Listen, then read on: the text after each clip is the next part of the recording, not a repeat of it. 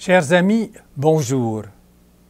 Il me fait plaisir de vous présenter le 5e et dernier chapitre de la très belle lettre du pape François, La joie de l'Évangile. Mon invité de cette semaine est un prêtre qui aime et vit ce 5e chapitre. C'est un prêtre que je revois l'été à la paroisse Notre-Dame de Lourdes d'Alban, le père Marcelin Moutambo. Bonjour, Père Marcelin. Bonjour, Émile. Père Marcelin, tu as accepté de participer à cette émission sur la joie de l'Évangile. Dis-moi donc pourquoi. De façon brève, je dirais que si j'ai accepté de participer à cette émission, c'est parce que j'ai tordu le bras. Ben non. Non? Non, c'est parce que je trouvais que la joie de l'Évangile, c'est l'âme. C'est l'âme de notre vie comme chrétien, chrétienne et puis comme missionnaire. Et c'est là où j'ai trouvé que c'était important pour moi de venir partager quelque chose aussi, partant de ces textes très intéressants du Saint-Père. Voilà. Et le pape consacre le dernier chapitre de son exhortation au évangélisateurs avec esprit. Qui sont ces évangélisateurs avec esprit? Merci, Émile. J'aimerais d'abord dire quelque chose sur ce dernier chapitre. Ce dernier chapitre, comme je l'ai dit, est la dernière partie de la joie de l'Évangile, qui est une exhortation apostolique du pape François. Comme son titre l'indique, ce dernier chapitre est consacré sur quelques réflexions pour une relance de l'ardeur missionnaire de l'Église. Répète donc ça. Pour une relance de l'ardeur missionnaire de l'Église. Et toi, tu es un missionnaire. Tu n'es pas en Afrique. Tu es missionnaire ici, à Alban et à Noëlville. Oui, on peut être missionnaire partout, même dans son propre pays, on est toujours missionnaire. C'est vrai, ah bon? Oui, la mission n'a pas de frontières. Ah bon? Donc, le chapitre est destiné aux évangélisateurs avec esprit. Qui sont-ils? Et où les trouver? Moi, je me suis posé ces deux questions.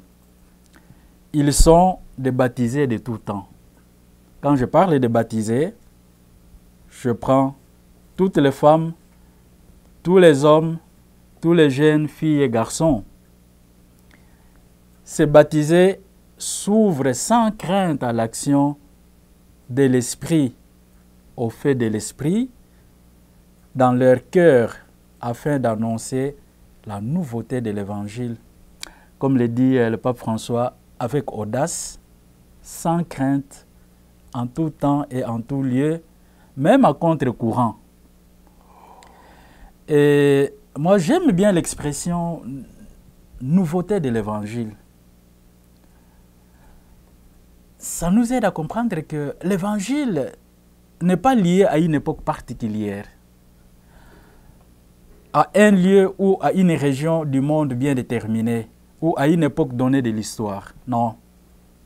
Comme bonne nouvelle, l'Évangile est toujours d'actualité. L'Évangile se vit au quotidien de notre vie. Et ce n'est pas un message dépassé. Voilà. Et dans le paragraphe suivant... Alors, excusez-moi. Vas-y, vas-y. Je répondais à la première question de savoir qui sont ces évangélisateurs. Ah oui. Je disais que c'était des baptisés, tout baptisés. Et où les trouver? Moi, je dirais, on les trouve là où le peuple des croyants, les enfants de Dieu, vivent. Dans nos familles, dans nos communautés chrétiennes, dans nos lieux de travail, dans nos quartiers, dans nos clubs d'amis, etc. On les trouve là. Ils ne sont pas cachés dans un endroit particulier, ils sont partout là. Voilà ce que je peux dire. Et dans le paragraphe suivant, le pape nous fait un souhait. Il formule un souhait. Quel est ce souhait que le pape formule? Paragraphe 261. Oui, si je peux bien lire le souhait du pape. Voici ce que le pape dit. comme je voudrais trouver les paroles pour encourager une période d'évangélisation plus fervente, joyeuse, généreuse, audacieuse, pleine d'amour et débordante de vie contagieuse. Pourquoi est-ce que le pape nous dit ça? Oui, le pape nous le dit parce que il regarde la réalité de notre monde, de notre société aujourd'hui, en train de continuer son parcours de changement. Et devant ces mutations de notre société, il faut qu'il y ait des hommes, des femmes, en un mot des chrétiens et chrétiennes, qui peuvent prendre à cœur cette joie de vivre l'expérience de la vie chrétienne. Et c'est vraiment le mot que je retiens dans ça, plus joyeuse. Voilà. Le pape souhaite, et c'est le titre de son exhortation, la joie. Alors, il souhaite d'avoir des évangélisateurs qui vont semer la joie dans les cœurs. Ouais. Parce qu'aujourd'hui, il y a tellement de souffrance. Alors, les gens ont besoin d'évangélisateurs qui vivent cette joie. C'est ça. C'est ça, le souhait du pape. Où puiser la motivation pour évangéliser avec esprit?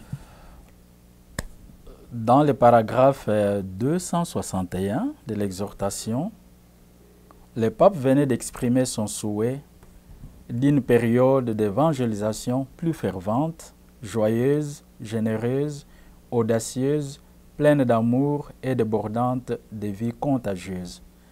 Okay, c'est là débordante de vie contagieuse. Et cela ne peut être possible que grâce à l'action de l'Esprit. Et cet Esprit Saint, nous devons l'invoquer continuellement dans la prière. Alors j'ai dit, la motivation pour évangéliser avec esprit ne peut provenir que dans les dialogues profonds avec le Seigneur, ce dialogue issu de la prière.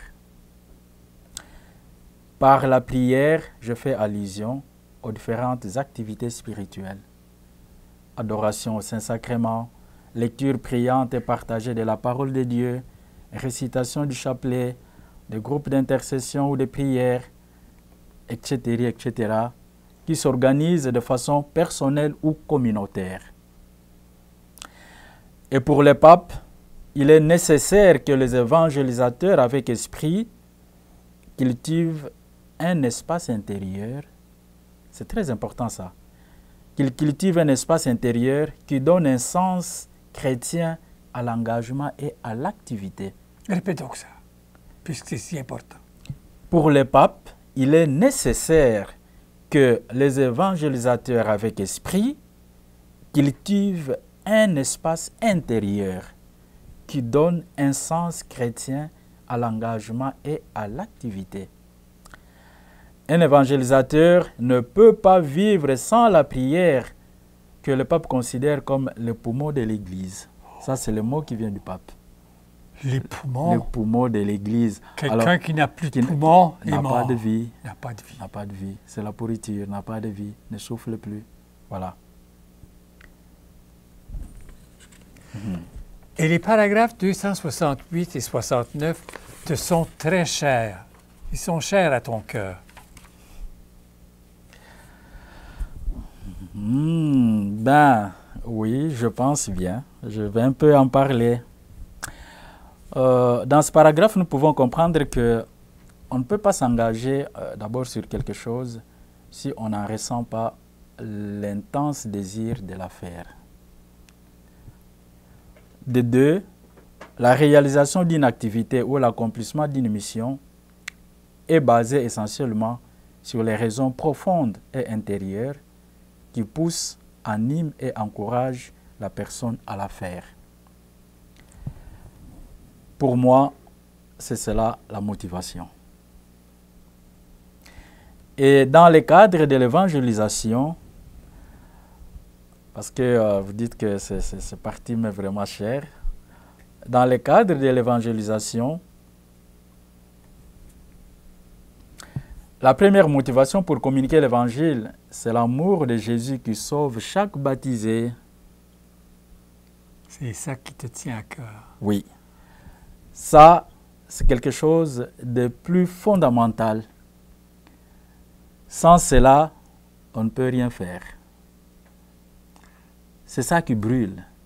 Quand ça brûle, ça donne de l'énergie et cette énergie nous motive de faire quelque chose. Et Jésus a dit, je suis venu sur la terre pour allumer un feu. Oui. Et ce feu, c'est l'amour Oui. qui anime, qui fait brûler. Et je continue, je dis, le bienfait de cet amour de Jésus ne peut pas nous laisser insensibles, ni mous ou molles. Non. C'est un amour séduisant dans la mesure où il nous rend capables d'aimer davantage Jésus et nous pousse à sortir de nous-mêmes pour les communiquer, les partager et les vivre avec les autres. C'est l'expérience la plus importante. Ne pas vivre cela pour soi-même, mais sortir de soi-même pour les partager avec les autres. Que les autres voient en toi comment tu vis cela. Par tes actes, par ton engagement, par ton dévouement. Vivre l'expérience de l'amour de Jésus dans notre vie ne peut pas nous laisser indifférents sur la personne bienfaisante de Jésus et sur son évangile. Alors là, permettez-moi, Émile, d'évoquer vraiment une personne, une figure dans l'évangile qui me semble pour moi bien appropriée pour comprendre cette expérience de l'amour de Jésus, cet amour que nous avons reçu de Jésus. Est-ce que Marie-Madeleine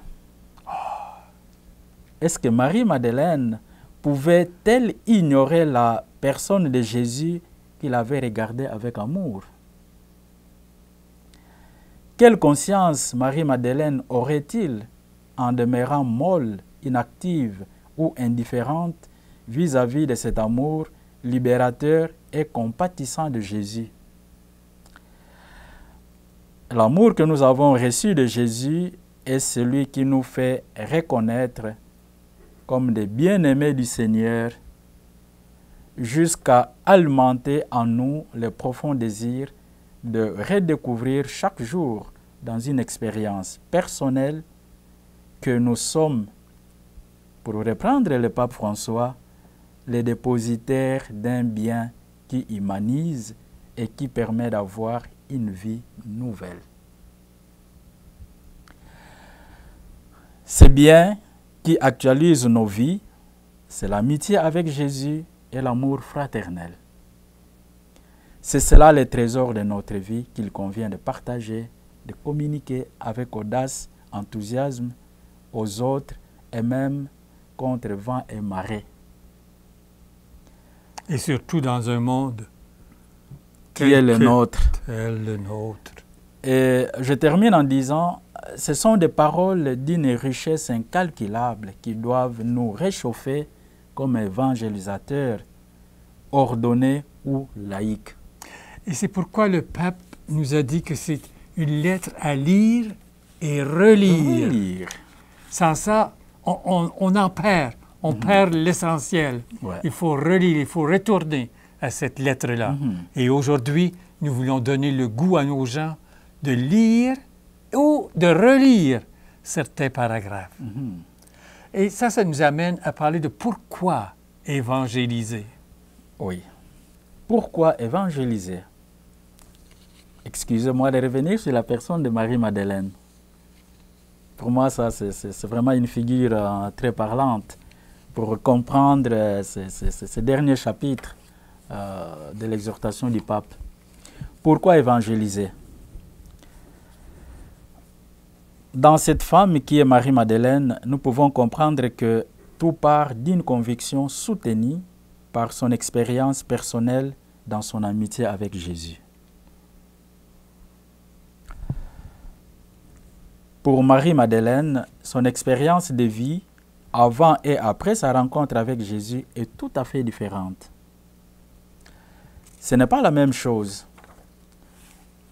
L'amitié de Jésus à l'exemple de Marie-Madeleine, nous rend évident de construire notre vie, notre monde, nos communautés, nos familles, nos relations humaines avec la lumière de l'Évangile. Parce que c'est bien différent quand c'est construit avec la lumière de l'Évangile que quand c'est fait avec notre seule raison de femmes et d'hommes. Comme Marie-Madeleine et aussi comme Paul, parce qu'on peut évoquer aussi l'exemple de Paul. Comme Marie-Madeleine et comme Paul, nous faisons l'expérience qu'avec Jésus, nos vies deviennent beaucoup plus pleines et qu'il nous est plutôt plus facile de trouver un sens à tout quand nous sommes vraiment dans une pleine amitié avec Jésus. Tout ceci mis ensemble constitue une des raisons d'évangéliser, d'inviter les autres à goûter à l'amitié avec Jésus et à son message qui relève nos vies et les renouvelle. Par ailleurs, nous évangélisons parce que c'est pour la plus grande gloire de notre Père qui nous aime sans cesse. Ça, c'est pour reprendre les paroles du pape. Et vraiment, c'est la devise des jésuites, Ad Maiorem Dei Gloriam. Yeah. Pourquoi évangéliser?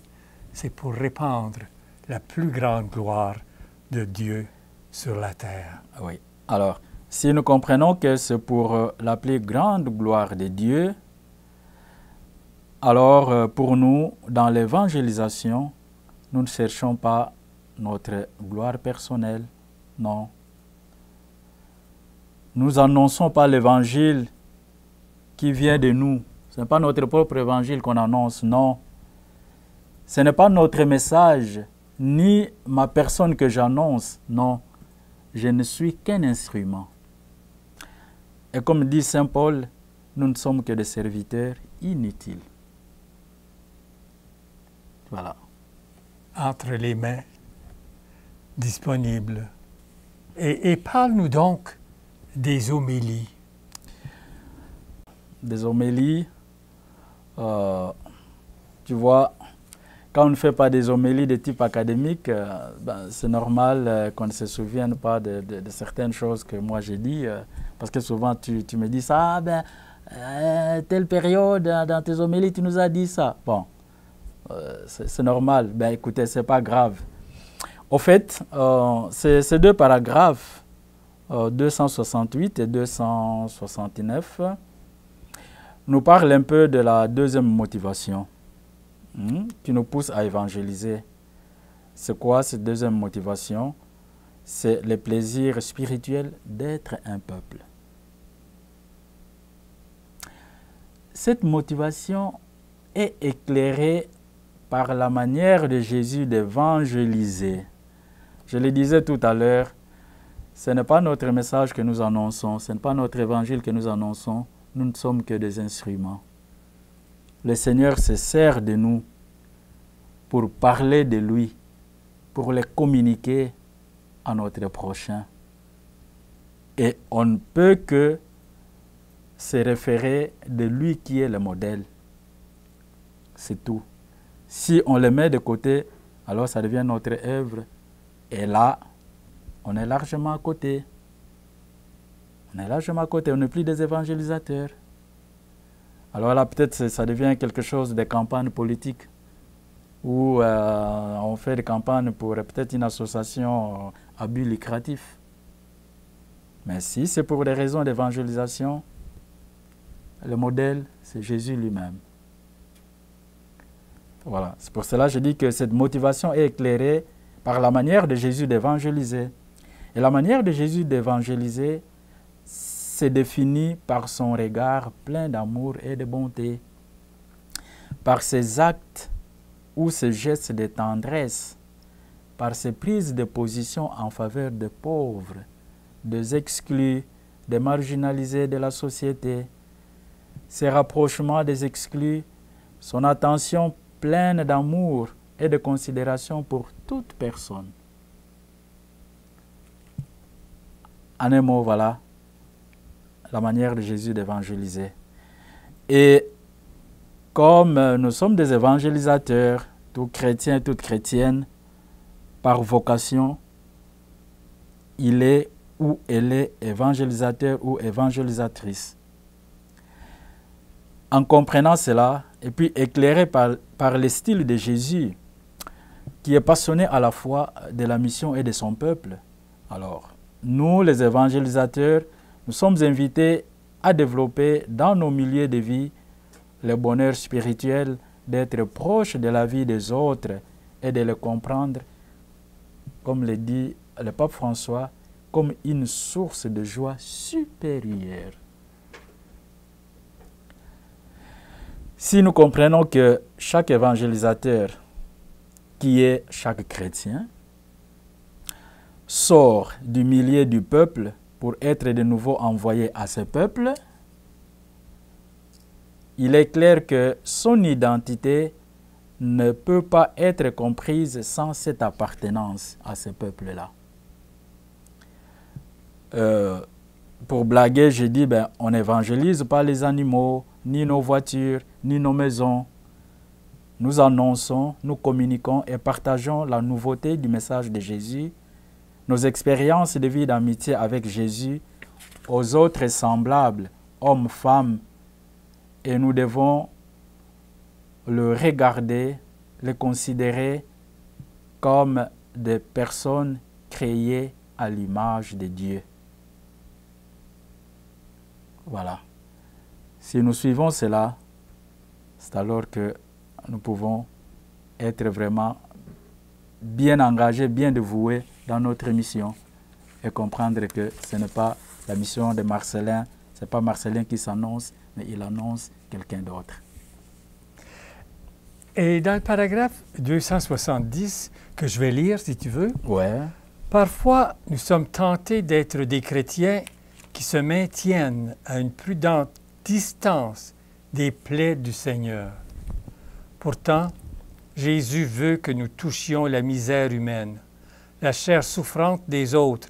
Il attend que nous renoncions à chercher ces abris personnels ou communautaires qui nous permettent de nous garder distants du cœur des drames humains, afin d'accepter vraiment d'entrer en contact avec l'existence concrète des autres et de connaître la force de la tendresse.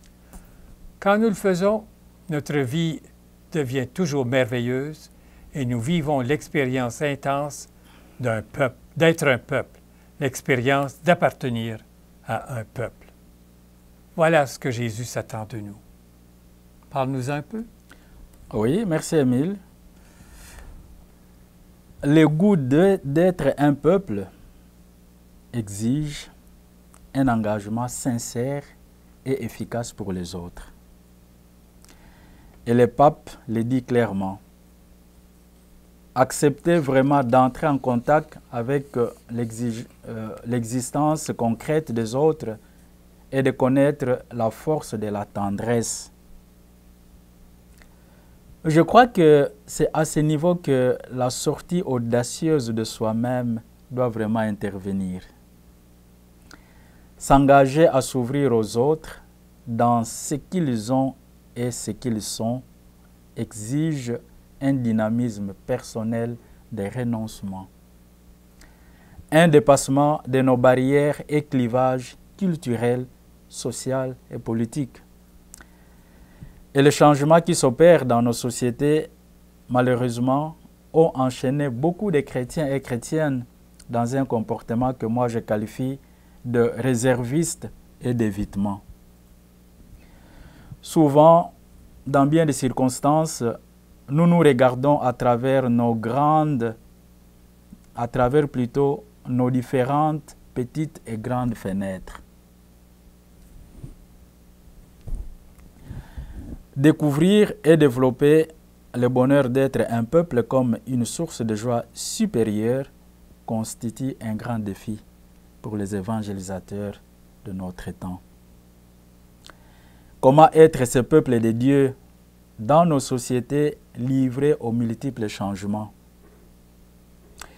Comment parvenir à découvrir qu'être proche de la vie des autres gens constitue une source de joie supérieure dans nos sociétés, nos communautés chrétiennes ravagées par les styles de vie individualistes et d'évitement. C'est ça le grand défi. Et Marcelin, j'aimerais, il nous reste à peine quelques minutes, j'aimerais que tu nous dises ce que c'est qu'évangéliser d'après toi. Pour moi, évangéliser, en y ajoutant ce que nous dit le Saint-Père, évangéliser, c'est sortir, aller à la rencontre de quelqu'un d'autre qui est différent sans doute de moi. L'évangélisation, c'est une expérience des relations entre les individus pour se laisser éclairer et séduire par le message du Christ qui nous aide à nous reconnaître peuple de Dieu, frères et sœurs bien-aimés du Seigneur. Et l'identité de l'évangélisateur, c'est d'être un homme ou une femme du peuple. Et cela entraîne une manière de vivre et de se comporter avec les autres, une manière de se regarder et de considérer les autres. Et nous devons veiller à la qualité et au témoignage de notre vie comme évangélisateur ou évangélisatrice. Marcelin, nous n'avons plus de temps. Je te remercie beaucoup et sur ce, il faudra revenir pour continuer la suite et la fin de notre 5e chapitre de la joie de l'Évangile. Merci, Et Émile. chers amis, merci beaucoup d'avoir été là. Au revoir, à une prochaine.